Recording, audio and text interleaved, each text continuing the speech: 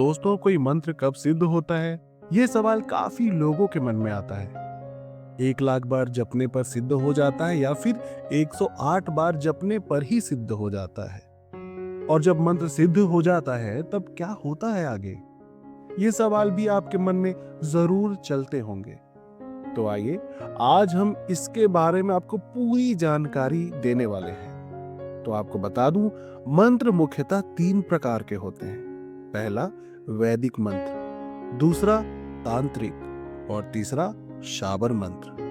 पहले तो आपको यह तय करना होगा कि आप किस तरह के मंत्र को जपने का संकल्प ले रहे हैं। शाबर मंत्र बहुत जल्दी सिद्ध हो जाते हैं, तांत्रिक मंत्रों में थोड़ा समय लगता है और वैदिक मंत्र भी थोड़ी देर से ही सिद्ध हो जाते हैं। लेकिन हाँ, जब वैदिक मंत्र सिद्ध हो जाते हैं और उनका जो असर है वो कभी समाप्त नहीं होता, ये इसकी खासियत है। और मंत्र जाप करने के भी 3 प्रकार होते हैं। पहला वाचिक जप, दूसरा मानस जप और तीसरा उपाशु जप। देखिए, वाचिक जप में ऊंचे स्वर में स्पष्ट शब्दों के द्वारा मंत्रों का उच्चारण किया जाता है। मानस जप का अर्थ मन ही मन जप करना होता है और उपांशु जप का अर्थ जिसमें जप करने वाले की जीभ या होंठ हिलते हुए दिखाई देते हैं लेकिन आवाज नहीं सुनाई देती। बिल्कुल धीमी गति में जप करना ही उपांशु जप होता है। अब मंत्र साधना के नियमों के बारे में बात कर लेते हैं। मंत्र साधना में विशेष ध्यान देने वाली बात यह होती है कि किसी भी मंत्र का सही उच्चारण किया जाए, और दूसरी बात, जिस मंत्र का जप अथवा अनुष्ठान करना है उसका अर्थ पहले से लेना चाहिए।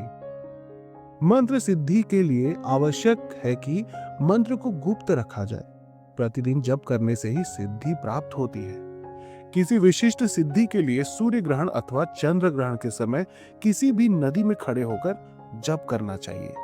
इसमें किया गया जप शीघ्र लाभदायक होता है। जप का दशांश हवन करना चाहिए और ब्राह्मणों या गरीबों को भोजन कराना चाहिए। मन का तंत्र क्या है, आइए जानते हैं।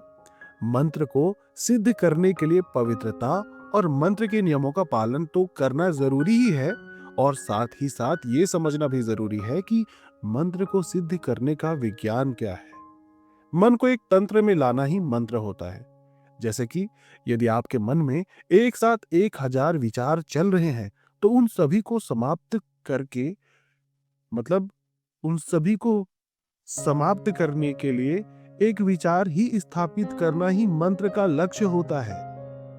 ये लक्ष्य प्राप्त करने के बाद आपका दिमाग एक आयामी और सही दिशा में गति करने वाला बन जाता है। जब ऐसा हो जाता है तो कहते हैं कि मंत्र सिद्ध हो गया। ऐसा मंत्र को लगातार जपते रहने से होता है। यदि आपका ध्यान इधर उधर भटक रहा है तो फिर मंत्र को सिद्ध होने में भी विलंब होगा। निरंतर अभ्यास से कुछ संभव हो सकता है।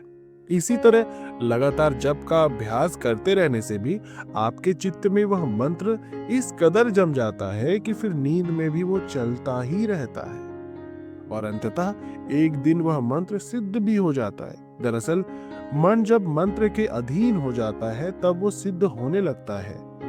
अब सवाल ये उठता है कि सिद्ध होने के बाद क्या होता है, और मंत्र से यक्षिणी या यक्ष को भी साधा जाता है। मंत्र जब सिद्ध हो जाता है तो उक्त मंत्र को मात्र 3 बार पढ़ने पर से संबंधित मंत्र से जुड़े देवी या देवता या अन्य कोई आपकी मदद के लिए तुरंत उपस्थित भी हो जाते हैं। ऐसे भी कई मंत्र होते हैं जिनमें किसी बाधा को दूर करने की क्षमता होती है, तो उन्हें जपने से वे बाधाएं भी दूर हो जाती हैं। मंत्र साधना भौतिक बाधाओं का आध्यात्मिक उपचार है। यदि आपके जीवन में किसी भी प्रकार की समस्या या बाधा है तो उस समस्या को मंत्र जप के माध्यम से हल कर सकते हैं। मंत्र के द्वारा हम खुद के मन या मस्तिष्क को बुरे विचारों से दूर रखकर उसे नए और अच्छे विचारों में बदल सकते हैं। लगातार अच्छी भावना और विचारों में रत रहने से जीवन में हो रही बुरी घटनाएं रुक जाती हैं और अच्छी घटनाएं होने लगती हैं। यदि आप सात्विक रूप से निश्चित समय और निश्चित स्थान पर बैठकर मंत्र प्रतिदिन जप करते हैं तो आपके मन में आत्मविश्वास बढ़ता है और साथ ही साथ आप में आशावादी दृष्टिकोण भी विकसित होता है, जो कि जीवन के लिए बहुत ही ज्यादा जरूरी है। अंत में मंत्र जिन्न के उस चिराग की तरह काम करने लगता है जिसे उक्त मंत्र से जुड़े देवता सक्रिय हो जाते हैं। मंत्र एक बार से मोबाइल के नंबर की तरह कार्य करने लगता है। हमारा ये वीडियो सिर्फ जानकारी के उद्देश्य से बनाया गया है दोस्तों। अगर आप कोई साधना या फिर मंत्र सिद्धि करना चाहते हैं तो योग्य गुरु के परामर्श से ही करें। किसी भी साधना या मंत्र जप के लिए गुरु का मार्गदर्शन बहुत जरूरी है। गुरु के मार्गदर्शन द्वारा साधना में बहुत सी रुकावटें दूर हो जाती हैं। जैसे कि भगवान श्री कृष्ण ने भी भगवान का अवतार होते हुए महर्षि संदीपनी जी को अपना गुरु बनाया, और भगवान राम ने विश्वामित्र जी को अपना गुरु बनाया था। साधना और जप के लिए गुरु कृपा की बहुत जरूरत होती है, अन्यथा साधना का गलत परिणाम हो सकता है। अगर आपको हमारा ये वीडियो अच्छा लगा हो तो हमारे चैनल को अभी सब्सक्राइब और लाइक कर दीजिए, जिससे कि हमें और ज्ञानवर्धक वीडियो बनाने की प्रेरणा मिलती रहे। हमारा उद्देश्य सनातन धर्म का ज्ञान लोगों तक पहुंचाना है।